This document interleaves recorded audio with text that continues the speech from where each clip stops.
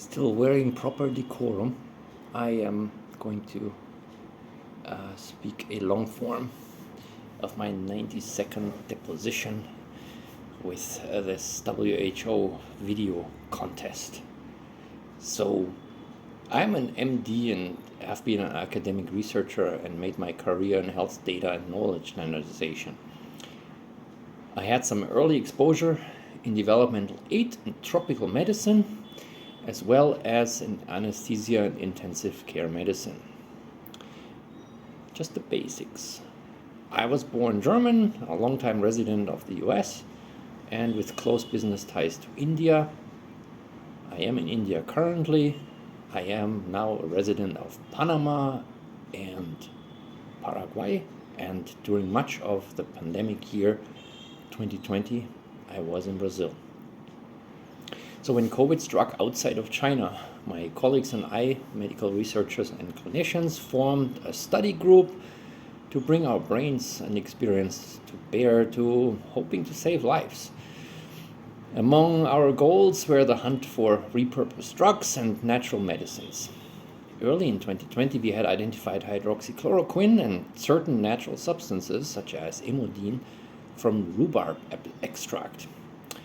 We had identified the bradykinin pathway and an impairment of the hypoxic pulmonary vasoconstriction mechanism as a likely key to the extremely poor outcomes of patients on ventilators, and a promising drug, icatibant, bradykinin antagonist, to be used for such patients in respiratory distress.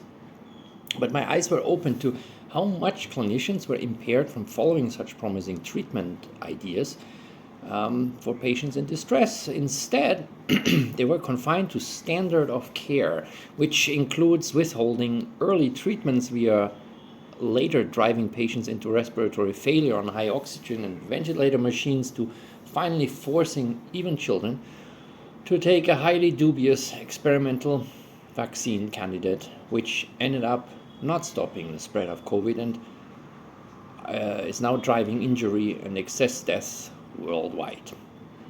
In Panama, the WHO had hydroxychloroquine studies in progress, and when the fraudulent Surgisphere study was released in The Lancet and the New England Journal of Medicine, which soon thereafter had been retracted as a fraud, still caused massive damage, and the WHO had essentially sidelined support for these therapeutics and turned to blatantly pushed dangerous experimental treatments and vaccines on the people of the world. And vaccines here is in quotes.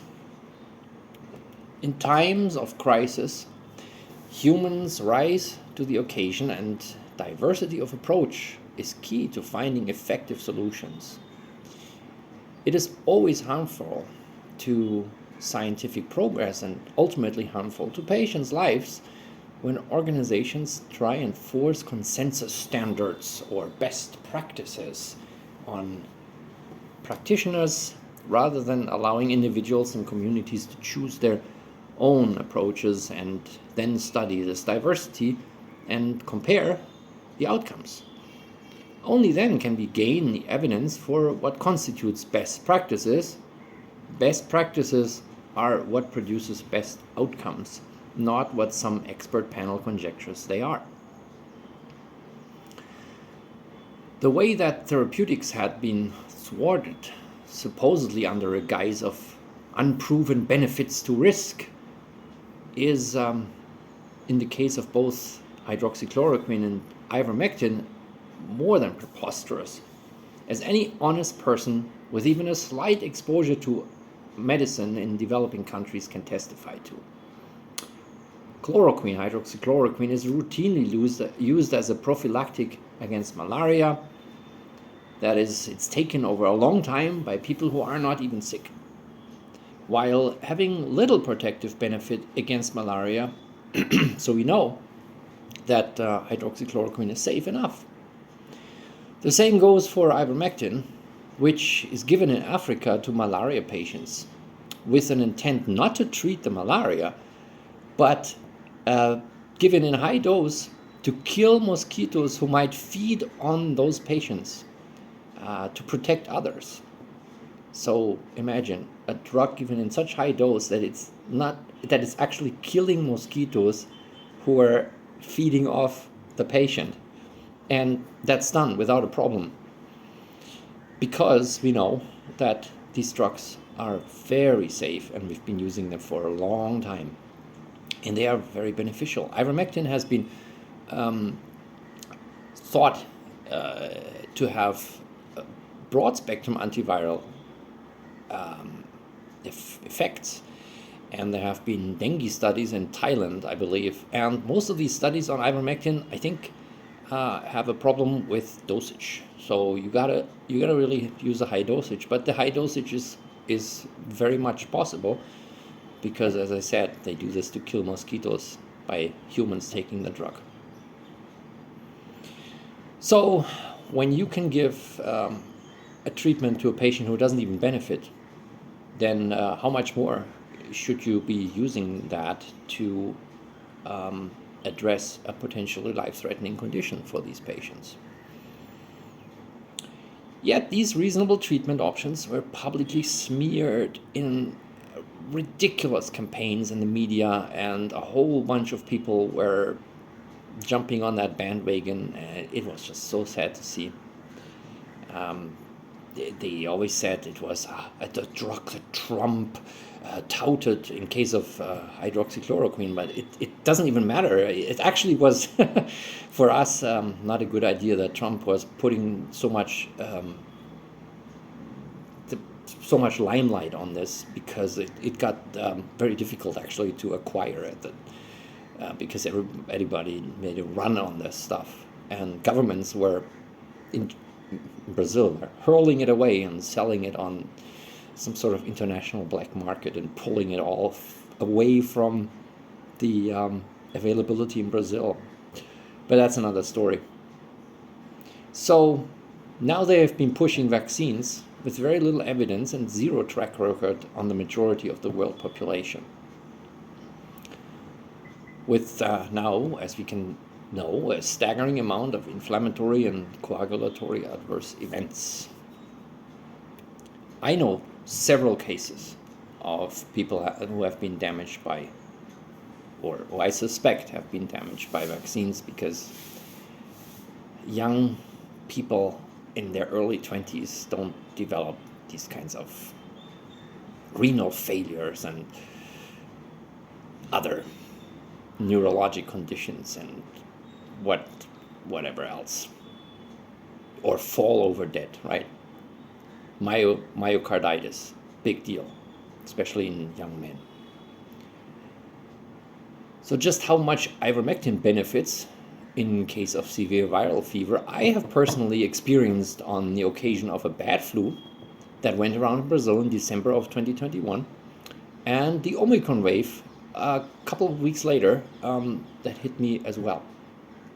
So I personally experienced how 24 to 36 milligram of ivermectin objectively reduced my fever in absence of any antiphlogistics, so no paracetamol, no ibuprofen, no aspirin, nothing like that. And in the evening, I took my dose all at once, and within a half hour to 1 hour, my fever went down and I felt better. You can claim, oh, that's not a randomized controlled study, but actually, what more evidence can you have for a drug working than if you are in a fever and your fever goes down? And now there are certain diseases that have cyclic fevers, like malaria tropica, but still, those cyclic fevers would not coincide with an evening dose of a drug. So that's the same thing for antibiotics. When you have a fever, and while the best practices certainly would be to take a culture of sputum, blood, whatever is going on, and identify the bug, and then make susceptibility study to find the best antibiotic that would work. Hardly anybody does this in practice, and they're treating with available antibiotics that are probably going to work. And if the patient gets better, then that's a hit. And if the patient doesn't get better within 1 day or 2 days of the first dose, then one knows that something else has to be taken. So having this not only happen once to me with this flu, which was not COVID, and then 2 weeks, 3 weeks later, I fell ill again for a couple of days, when that all coincided with people all in one building to be affected by this, probably Omicron variant. That to me is proof positive that this stuff works. Okay. And it would be to anybody else. The point of all of this, anyway, is to say that the WHO has done nothing to reduce COVID deaths and instead stood in the way of preventing them. Not only preventing the deaths of people who had contracted the virus, but also being involved in creating this virus in the first place. It has become increasingly obvious, even though most of us suspected it from the beginning, but it has become obvious against all pushing and propaganda in the media that the SARS-CoV-2 COVID-19 virus emerged from the Wuhan lab itself, and that it was man-made, and it's not merely a matter to be prosecuted with the Chinese, but with the US NIH, Dr. Anthony Fauci, who funded the gain-of-function research, and also the Europeans who had their hand in it, as this Wuhan lab was built with substantial support by the Europeans, especially the French. The WHO has done nothing to shed light on the true origins of the pandemic and hence cannot be trusted to prevent future pandemics, nor have any credibility to advise in, let alone coordinate, pandemic response.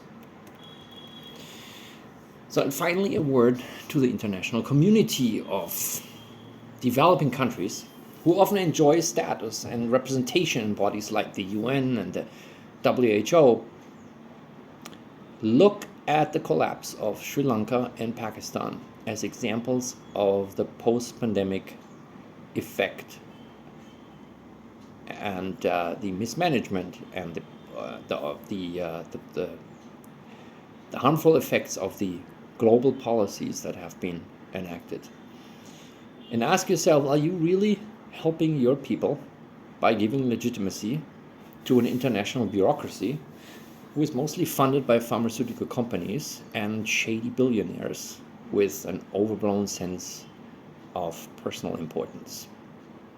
The WHO and the governments that constitute it have zero credibility to facilitate any pandemic treaty, and developing countries who like to feel important there are only participating in their own victimization. But since the question was asked what an international organization of the peoples of the world should promote as pandemic response and risk reduction, I will make a few suggestions. The people of the world should come together and sign a treaty of a Bill of Human Rights during pandemics, which would include freedom of expression. Number one, freedom of expression and vigorous, uncensored debate, as well as full disclosure of all government proceedings. Data and negotiations with private entities must be safeguarded. The publication must be safeguarded, and an organization of the people must denounce any attempts at controlling or withholding information in the public discourse. Number two, the people may never again be locked into their apartment, or locked out of their business, and locked out of voluntary interactions with others on any pretext of public health.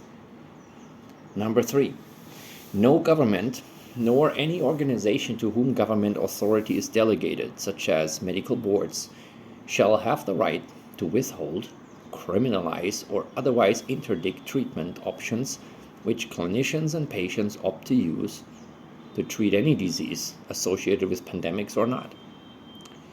Number 4, no government shall have a right to violate the individual body with forced treatments or vaccinations or any kind, nor to collude with the private sector to push the enforcement of government decisions.